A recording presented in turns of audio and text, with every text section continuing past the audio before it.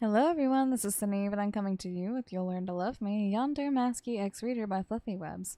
We're going to be starting off with chapter 43. Masky. Tim snapped out of his thoughts, snapping his head towards the direction of Hoodie. He released a cloud of smoke from his lips before lifting a brow. What? He asked, flicking the cigarette away somewhere onto the ground. Hoodie nodded his head towards the distance, presumably pointing out the silhouette that was making its way closer from the depths of the woods. Masky pushed his mask back in front of his face, squinting his eyes to try and make out whoever was getting closer. It could be a potential trespasser. Hoodie shoved his hand in the pockets of his hoodie, gripping the handle of his firearm just in case he'd have to shoot a bullet into someone's hand. Hold it. Masky hushed loud enough for Hoodie to hear. The figure came closer, close enough to be recognized by the two proxies. What the fuck is he doing here? Hoodie glanced over to Masky, who gave the same confused stare back. Lou stepped in front of the two proxies, staring them down with furrowed brows. Where's Jeff? Lou asked. Neither of the two proxies spoke up for a few seconds. Are you dense? He hasn't been living here since... Hoodie paused to think. Years ago? He barely visits unless he needs a favor or whatever. Hoodie huffed. Lou scoffed, simply ignoring the frowning ski mask in front of him before turning his attention over to Masky. You probably know what's going on, Lou stated confidently. Masky crossed his arms over his chest. I do, he firmly stated.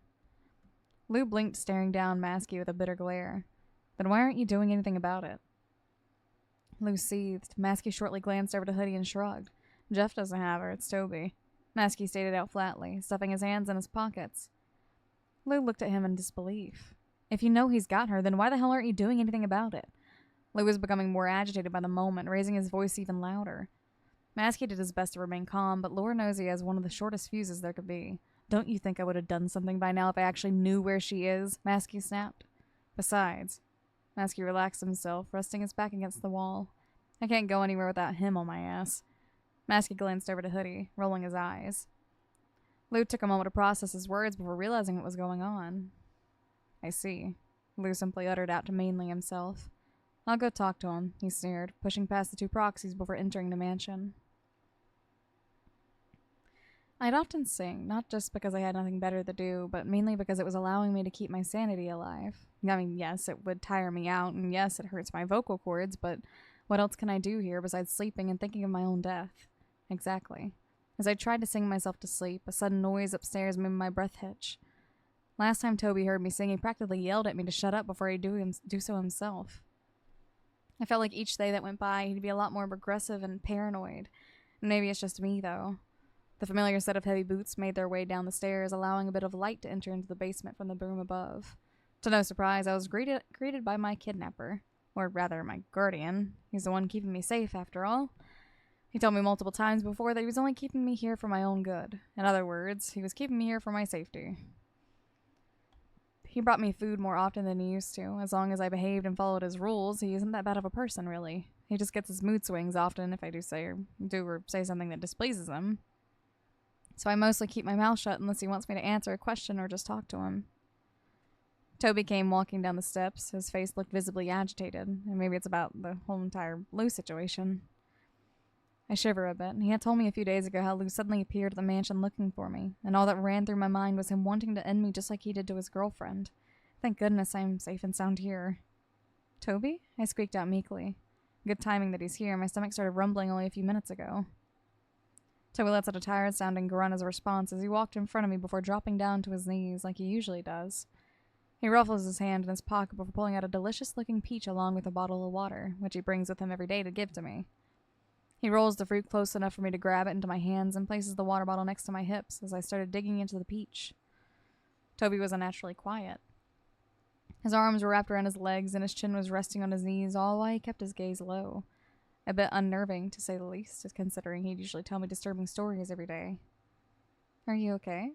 I hesitantly asked, pausing from taking any more bites of the sweet peach. Toby shortly glances up, seemingly looking taken aback by my question. Yeah, he responds softly, which catches me off guard for a bit. His voice is usually loud, rough, and obnoxious, but on this particular day, he's just that. Hunger took over me, and I couldn't help but continue nibbling on the peach. Those bastards are still looking for you, he hissed to himself. I could feel my blood run cold at his words. They are? I stammer. I don't want them to find me. They'd kill me. No, they'll torture me to death. I don't want Masky nor Lou to get here. All these stories I've heard, they were enough. I don't need to experience the real thing. I could hear Toby meekly chuckle before looking me dead in the eye. You're safe here, he stated. I'm safe here, I repeated softly. It has become such a habit to repeat some of his words, and Toby hummed before standing up from his spot.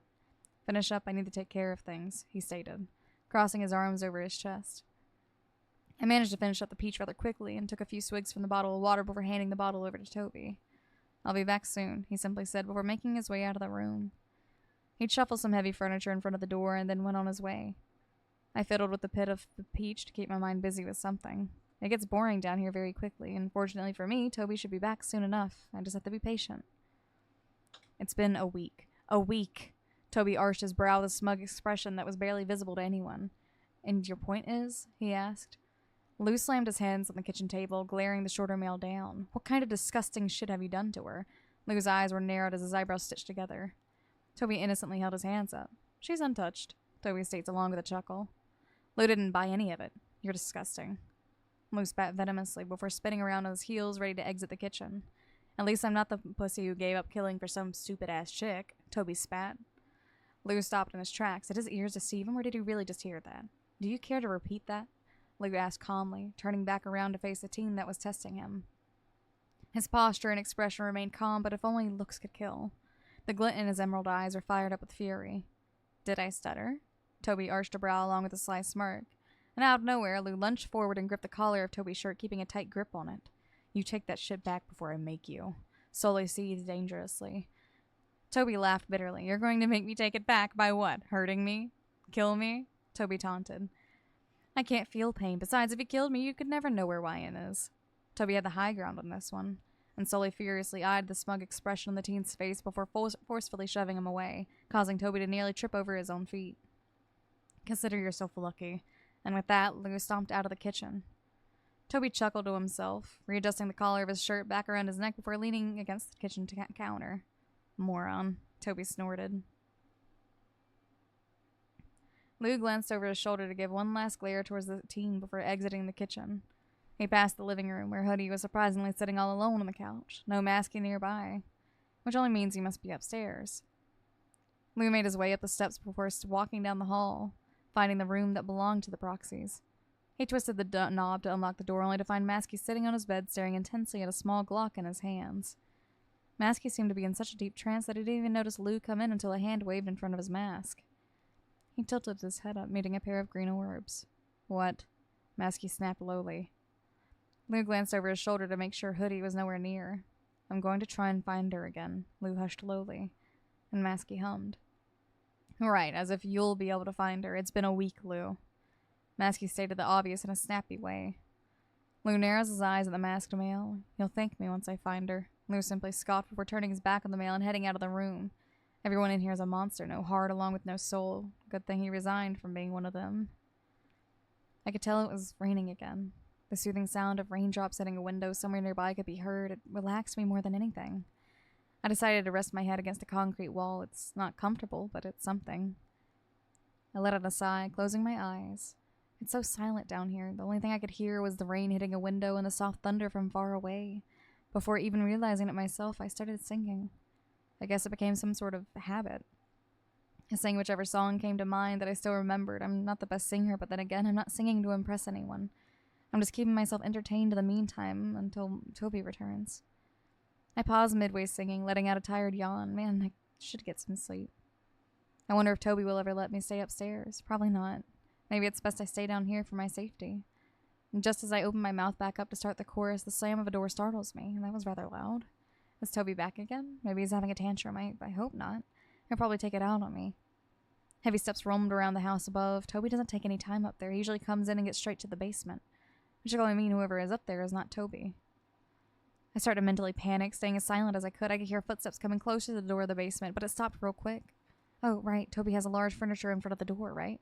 It's probably concealing the door from anyone's view, but to my horror, I suddenly hear the heavy piece of furniture being shuffled to the side. My heart starts to race as the door opens up painfully slow. I stay as still as possible. Maybe they won't see me in the darkness. A pair of footsteps make their way down each step by step. Slowly, too slow. Almost as if they were hesitating on whether to get all the way down or not. No. Where is Toby? I kept my eyes on the stranger that walked down the stairs before locking gaze with his. His eyes were wide open, and his green irises sparked with relief and concern. I feel my heart skip a beat as he steps closer to me, kneeling down in front of me. Are you— Don't touch me, I blurt out, shutting my eyes tightly. I don't want to die by his hands. I shakily breathe in, mustering up the courage I could. Go, my voice wavered a bit. Go away, Lou. I try to say as sternly as I can, yet clearly failing from my shaky voice.